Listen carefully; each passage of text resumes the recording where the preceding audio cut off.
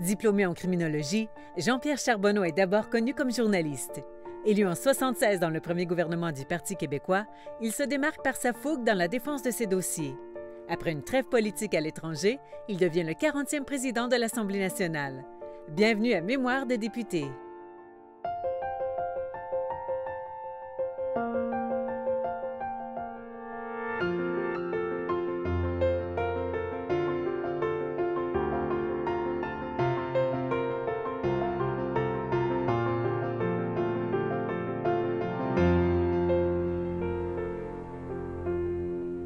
Bonjour, M. Charbonneau.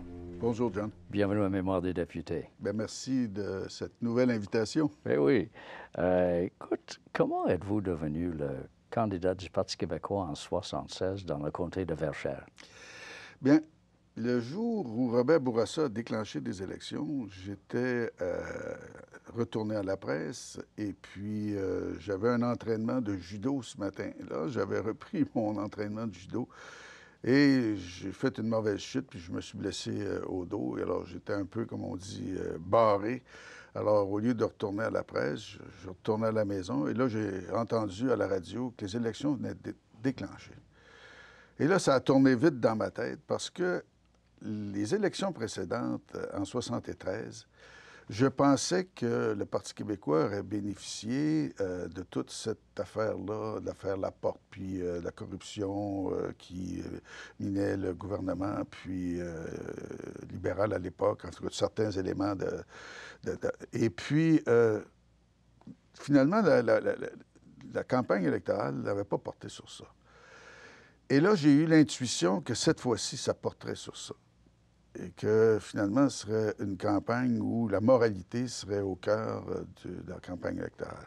Je ne m'étais pas trompé. Alors, j'y pense, puis ça, c'était lundi. Robert Bourassa déclenche les élections le lundi dans 4 semaines. Donc, le lundi, 4 semaines plus tard. Et le mercredi soir, j'appelle Robert Burns, que je connaissais, que j'avais connu, et je lui dis, écoute, quelqu'un qui n'est pas membre du Parti québécois, peut-il être candidat du PQ? Il dit, oui, tu connais-tu quelqu'un? Je dis, oui, ça m'intéresserait. Parce que là, après la SECO, après mon livre, après avoir été consultant justement pour la commission d'enquête, puis que finalement avoir couvert les Olympiques en pensant, je faisais équipe avec Michel Auger, qu'il y aurait peut-être des affaires de terrorisme, puis tout ça, il ne s'est rien passé, c'était le calme plat.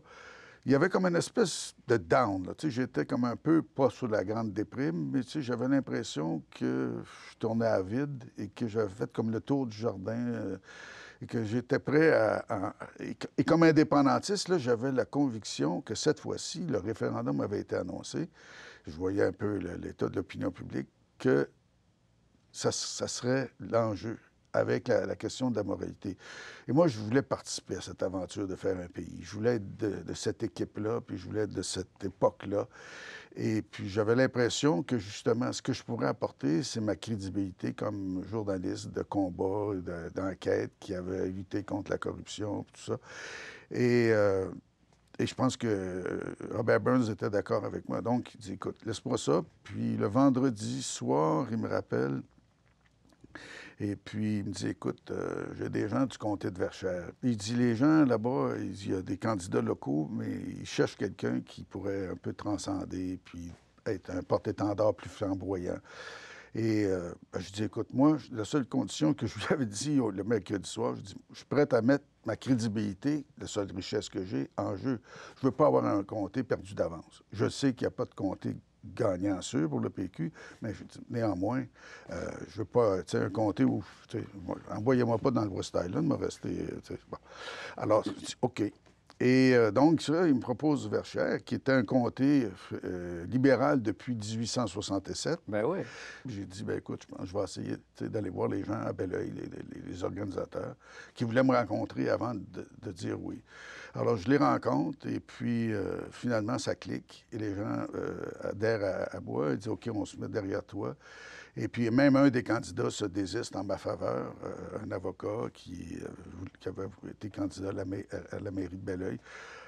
Alors, et là, le lendemain, le dimanche, ils me font faire le tour du comté.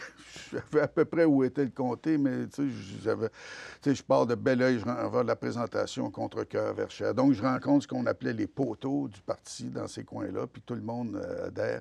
Et puis le lundi soir, c'est la convention. Donc, il restait 3 semaines à l'élection.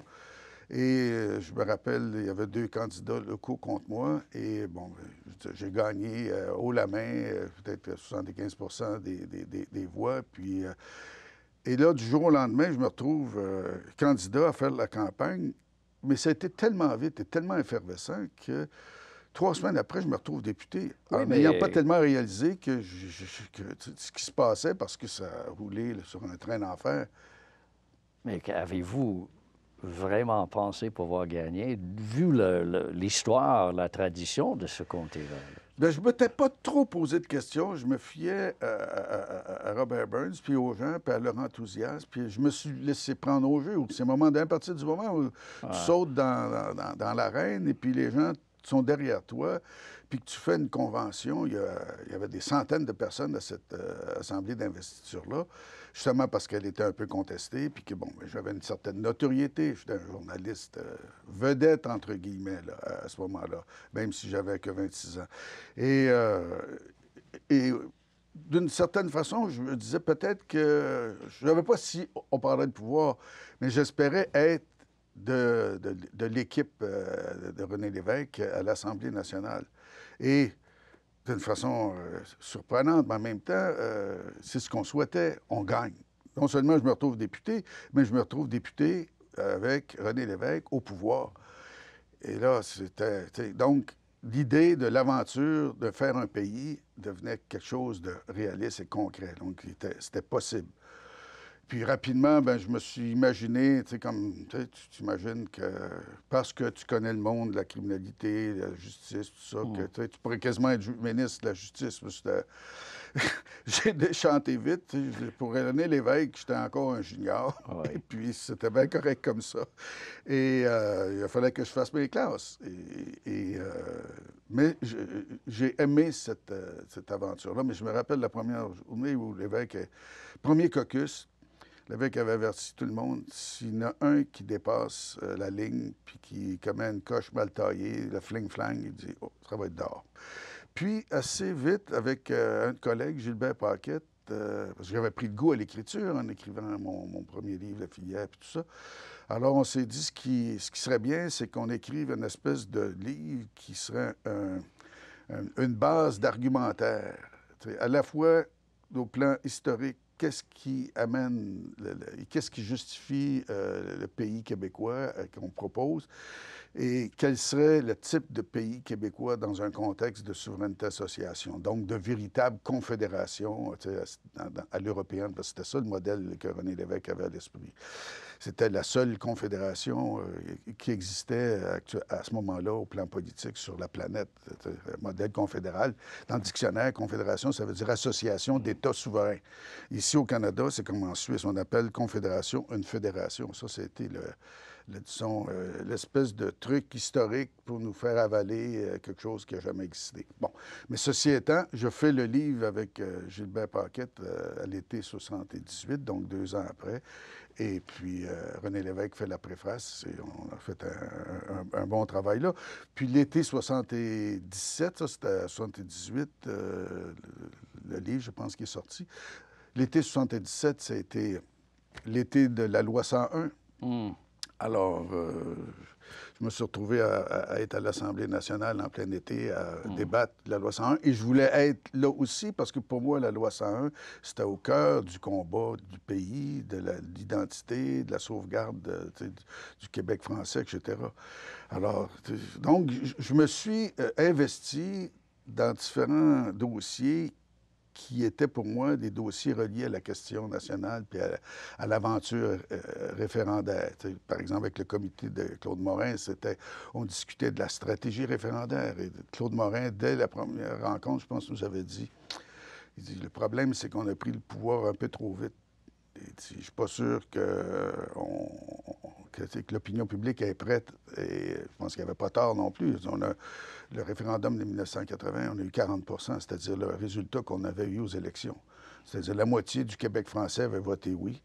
Et les autres, le 60 avaient voté non et contre la proposition du PQ, comme ils avaient voté contre le PQ aux élections de 1976. Vous avez aussi, pendant ce mandat, participé à votre première mission hors du Québec, au Liban, invité par l'Organisation de la libération de la Palestine. Avez-vous une idée avec qui vous feriez affaire là-bas?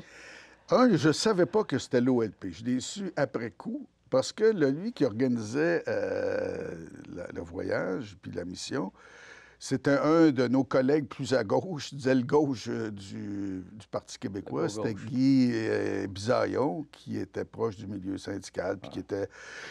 et qui était favorable aux revendications palestiniennes. Puis il y avait la Fédération nord-américaine palestinienne. C'est elle qui, supposément, nous invitait un groupe de députés à Beyrouth pour rencontrer différentes personnes. Puis effectivement, on a rencontré de façon extraordinaire Yasser Arafat, son frère Fatih, qui était responsable du Croissant Rouge palestinien, mais on a aussi rencontré les responsables du Parlement libanais, puis la communauté maronite, c'est-à-dire donc les leaders politiques chrétiens, il n'y avait pas juste les gens de l'OLP. Donc on a rencontré les différentes factions, donc ça a été une mission correcte.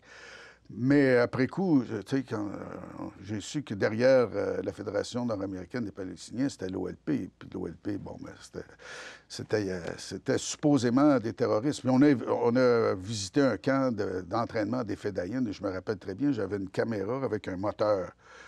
Et j'ai vu des Fédayines qui rampaient à terre à l'entraînement, puis un des entraîneurs qui tirait de la mitraillette autour d'eux. Puis mes collègues disaient, c'est des balles à blanc. J'ai dit, non, non, non. Puis là, à un moment donné, je leur ai montré des photos. J'ai dit, regardez le sable qui gicle. J'ai dit, une balle à blanc, là, ça ne fait pas de projectiles qui font un jet de sable. Alors, c'était assez spectaculaire. On s'est retrouvés dans un orangeret où il y avait des canons antiaériens qui étaient cachés, tout ça. Donc, c'était clair que... Et puis, mais on était quelques députés du PQ, puis je pense heureusement que ça ne s'est pas trop su. Mais ça a été malgré tout assez extraordinaire pour un jeune homme de 30 ans qui est député, qui, dans son premier mandat, de se retrouver au cœur d'un conflit mondial, parce que c'est un conflit qui, depuis la Deuxième Guerre mondiale, depuis la création de l'État d'Israël, est au cœur de l'actualité internationale et reste encore au cœur de l'actualité internationale. Et de rencontrer un des principaux acteurs de ce conflit-là, Yasser Arafat, en pleine nuit. Puis je me rappelle que le chauffeur qui conduisait le véhicule qui nous transportait d'un endroit à l'autre était de l'équipe de Yasser Arafat. Et puis, à un moment donné, je pense qu'on avait rendez-vous au Parlement libanais. Et puis, on était un petit peu en retard. Alors, le chauffeur, c'était une question d'honneur. Il voulait qu'on arrive à l'heure. Mais dans des petites rues, c'était là, comme un film, là, une poursuite automobile. On descendait dans des petites rues. Il y avait de la place pour la peinture de chaque côté. Puis, à un moment donné, il freine brusquement. Il y avait un fil électrique dans le pare-brise. Il descend la vitre, touche au fil. Ça va, soigne le fil par en arrière, puis il repart. Bang! Et à partir de ce moment-là, j'ai cessé d'avoir peur quand ça va vite en auto, parce que c'était comme... On aurait pu avoir un accident, frapper je ne sais pas combien de personnes, combien de fois. Puis, sous le siège de ce chauffeur-là, il y avait une mitraillette chargée, évidemment. Alors, ben, tu sais, c'était ma première aventure de diplomatie parlementaire. Vous êtes réélu, et le gouvernement aussi, l'année suivante, en 81. Et cette même année, le gouvernement fédéral et les 9 autres provinces ont signé une entente constitutionnelle excluant le Québec. Quelle était l'atmosphère au Parti québécois, au gouvernement, suite à cet événement? Bien, c'était comme une double trahison. C'était Trudeau qui avait dit qu'un non voudrait dire un oui et qui, dans le fond, d'une façon effrontée, machiavélique, et en nous riant en pleine face, il leur disait, regardez, je vous ai bien eu, un non, c'est un non. Et moi, tout ce que je vous propose, c'est une constitution dans laquelle vous allez être enfiroipés, puis qui va encadrer certains pouvoirs de l'Assemblée nationale, y compris, dans le fond, plan linguistique. Et puis, c'était de voir aussi la duperie de beaucoup de gens au Canada anglais qui nous avaient dit qu'ils nous aimaient. Ils ne l'ont pas dit de la même façon qu'ils nous le diraient 15 ans plus tard, mais néanmoins, on nous priait de ne pas quitter le Canada, puis bon, mais à un moment donné, quand on les a vus finalement trahir leurs promesses, leurs paroles données à l'évêque, leur signature, puis se ranger du côté de Trudeau, là, c'est qu'on s'est dit, non seulement c'est Trudeau, mais c'est tout le Canada anglais. Tu généralises, il y a des gens au Canada anglais qui ont été choqués, mais globalement, parce qu'ils ne voulaient pas l'indépendance, parce qu'ils avaient peur de la séparation du Québec. Alors, la majorité du monde était derrière leur premier ministre, puis Trudeau. Vous êtes réélu en 85 dans un caucus de 23 députés péquistes seulement. Mais pendant ce mandat-là, qu'est-ce qui vous a poussé à quitter l'Assemblée nationale pour renouer avec votre grand intérêt pour l'Afrique? Ce qui m'a poussé, c'est... moi, j'avais appuyé non seulement le Boris, mais à un moment donné, l'évêque étant parti, bon, j'ai eu une relation avec René Lévesque un peu tumultueuse, père-fils, qui s'est rétabli à la fin de sa vie, puis où on a fait la paix tous les deux. Là. Mais disons que ces années-là, ça a été un peu tumultueux. Et puis, bon, quand l'évêque est parti, finalement, avant qu'il parte, il avait dit à des députés, ceux qui pensent que je devrais partir, venez me le dire en pleine face. Puis moi, j'étais allé le voir, puis j'avais dit, je pense que je devais partir. Il m'avait dit, qui c'est qui va me remplacer? Bien, j'ai dit, peut-être Pierre-Marc Johnson pourrait le faire. Parce qu'à ce moment-là, je pensais, comme d'autres, que Johnson avait ce qu'il fallait. Il m'a dit, il n'avait pas l'air à être trop convaincu de ça. Bon, mais il a respecté, je pense, l'audace que j'avais eue d'aller lui dire. Et puis moi, bon, ben, j'ai été le premier député qui a appuyé Pierre-Marc Johnson. Et après coup, il est arrivé avec son programme d'affirmation nationale. Et ça, je pense que ça a été après la défaite électorale, parce qu'il était 6 mois premier ministre. Il m'avait dit que je serais ministre, mais finalement, il m'appelle et m'a dit « Je te nomme pas ministre, je vais te nommer après les élections », parce qu'il a nommé des non-députés pour être ministre, pour donner une espèce d'élan additionnel à l'équipe du PQ. Bon, et puis, sauf que moi, l'affirmation nationale, j'y croyais à condition que qu'on ne fasse pas semblant. Sauf que Pierre-Marc, à ce moment-là, m'a fait battre. Parce que moi, j'avais préparé une proposition de compromis entre les deux tendances. Je l'avais fait passer dans mon comté pour le Congrès. Puis au niveau régional, tout à coup, je me fais planter. C'est-à-dire que Pierre-Marc avait un de ses amis qui était Claude Filion, qui était député de Taillon, comté de l'Évêque. Et lui et d'autres, bon, avaient fait la cabale pour faire battre cette proposition-là. Donc, Johnson a imposé sa ligne. Et là, ça m'a comme cassé. C'est comme il y a quelque chose qui a brisé à ce moment-là. Et j'ai vu le schisme se développer. Et ça, et puis, ça a coïncidé avec le moment où, un mercredi soir, j'ai fait ça souvent quand j'étais député, j'allais au cinéma. Puis je vais au cinéma, puis je vais voir un film qui s'appelait Souvenirs d'Afrique, la version française d'Art of Africa. Et là, ça a été comme un coup de foudre, une espèce de choc amoureux. Ce film-là m'a ramené à mon enfance, quand mon père était chef scout, puis qu'il y avait un père blanc qui était venu nous faire projeter des films sur l'Afrique, sur le mur d'une grange avec un drap, et puis des études que j'avais faites sur le décolonialisme en Afrique quand j'étais étudiant au cégep, tout ça. Puis j'avais voulu être prêtre, comme je l'avais dit la dernière fois, missionnaire. Missionnaire où? En Afrique, père blanc, c'est ça que je voulais.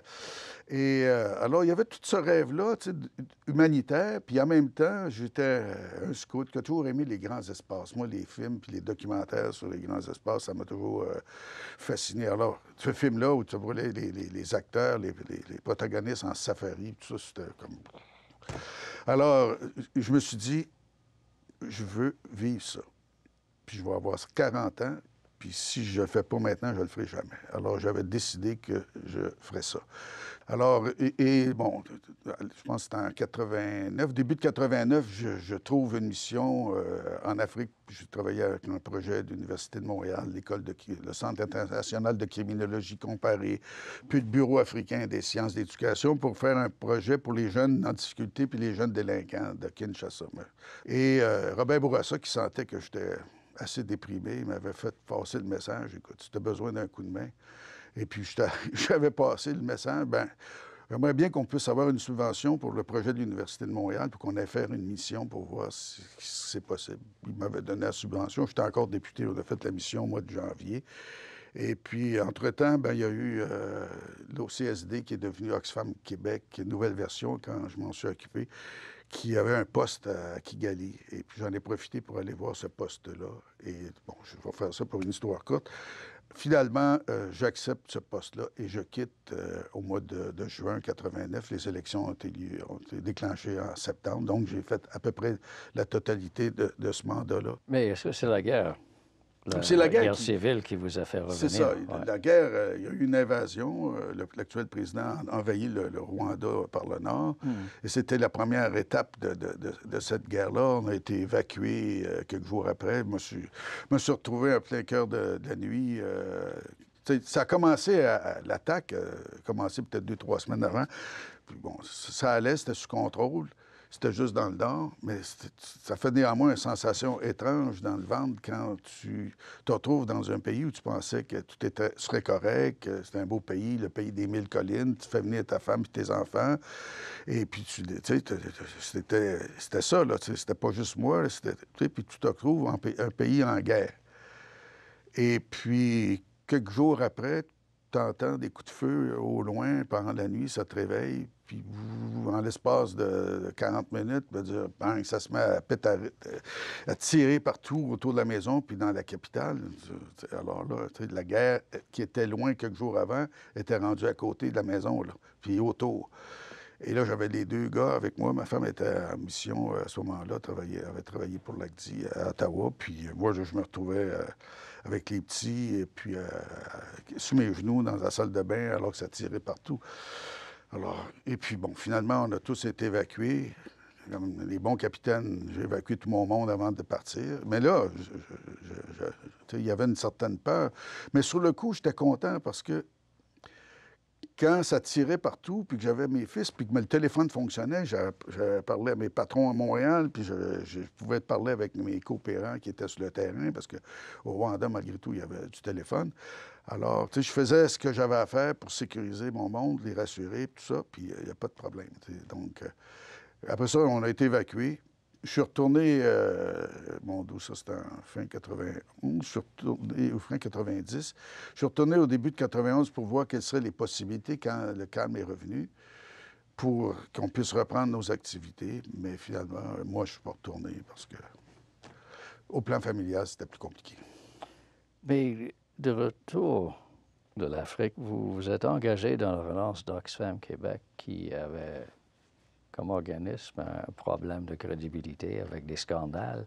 Comment est-ce qu'on rebâtit un organisme, un ONG qui est dans le trouble à ce moment-là? Bien, le scandale qui est sorti dans la presse à l'automne 91, c'était quelques articles sur les dirigeants d'Oxfam qui utilisaient les comptes de dépenses d'Oxfam pour emmener l'argent, pour faire une belle vie, un restaurant à Montréal, et puis se promener pour aller visiter des projets à l'étranger, mais dans des 5 étoiles, puis tout ça. Il n'y avait pas de fraude comme telle, mais il y avait une espèce d'abus des fonds d'Oxfam, puis des fonds du public. Et puis, et c'était ça qui avait été dénoncé, puis là, les gens avaient démissionné, puis la cote de crédibilité d'Oxfam en avait pris un coup, puis là, les rentrées de fonds n'existaient plus. Alors, écoute, t'acceptais-tu de prendre la direction de l'opération de sauvetage puis de relance, devenir président d'Oxfam? J'ai accepté, et je leur ai dit, c'est moi qui baigne. Et puis ceux qui sont là, ils sortent. Et puis ça, ça a déjà commencé à créer quelques frictions. Et puis, mais ça a fonctionné. J'ai créé un nouveau conseil d'administration. Mais ce que j'ai fait, parce que qu'est-ce qui restait à Oxfam? Il restait un nom qui commençait à être très entaché. Puis une petite équipe de rien. Puis des tableaux qui avaient été... les gens recevaient des tableaux en don, puis dans le fond, ils mettaient des reçus de charité pour une valeur plus grande. Ça, c'était une gamique. Là, Alors, moi, ce que j'ai fait, c'est que j'ai dit, Oxfam Québec, c'est un bijou de famille. C'était l'organisme le plus connu des Québécois, avec le cardinal Léger. Et qui avait mis sur la map Oxfam Québec? Yvon Deschamps. Yvon Deschamps a été pendant des années le porte-parole. Et la popularité d'Yvon Deschamps avait propulsé Oxfam Québec au sommet des organismes d'aide humanitaire et internationale, d'aide au développement. Et donc, était une espèce d'organisme chéri pour les Québécois. Puis en plus, c'était le seul organisme d'aide internationale qui avait le mot Québec dans son. Alors, là, je suis allé voir Robert Bourassa, qui était premier ministre, M. Parizeau, qui était chef de l'opposition, des gens d'affaires, Jean Coutu et quelques autres, président de Fonds de solidarité, qui était Claude Blanchette, le mari de Pauline Marois, puis différentes personnes. Et je me rappelle aussi avec quelqu'un de la CSN qui est devenu député, Paquette. Et puis, bon, on a formé un nouveau conseil d'administration, puis on a décidé qu'on faisait avec l'OCSD, l'organisme pour lequel j'étais allé, qui était Organisation canadienne de solidarité et de développement, qui avait une équipe extraordinaire de coopérants sur le terrain, alors qu'Oxfam Québec n'avait pas de gens qui travaillaient sur le terrain. On envoyait de l'argent, c'était tout. On ramassait de l'argent, on l'envoyait, puis on allait voir ce qu'ils faisaient avec. Et puis, avec l'aide donc du premier ministre, du chef de l'opposition, de gens d'affaires, tout ça, on a fait une campagne publique. Et même les médias ont embarqué. Je me rappelle que la presse a fait un reportage. Donc, finalement, les gens se sont mis à dire « on va sauver Oxfam Québec ». Avec moi, là. Mais tu sais, tout le monde a adhéré à notre plan de sauvetage puis de relance. Et puis, il est arrivé aussi, par hasard, la crise à ce moment-là, je pense que c'était en Somalie. Et on a été un des premiers organismes à envoyer une équipe humanitaire en Somalie. Et là, ça a comme...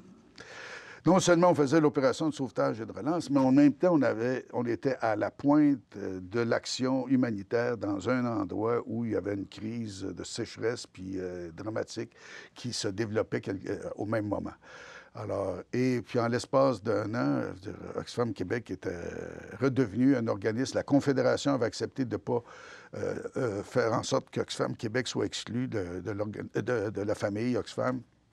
Et on a bâti Oxfam. Et encore aujourd'hui, c'est un des organismes les plus réputés du Québec sur la scène internationale. Donc ça a été une aventure extraordinaire. C'est une fierté, puis je veux dire, ça a été fait de façon non partisane, consensuelle.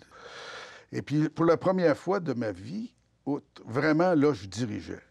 Je dirigeais une opération, puis j'en ai fait un succès. Ça, c'était une fierté. Je n'avais pas été ministre encore, mais j'avais pris du poil de bête et j'avais fait la démonstration à tout le monde que j'étais capable d'emmener large puis de faire des opérations importantes avec succès.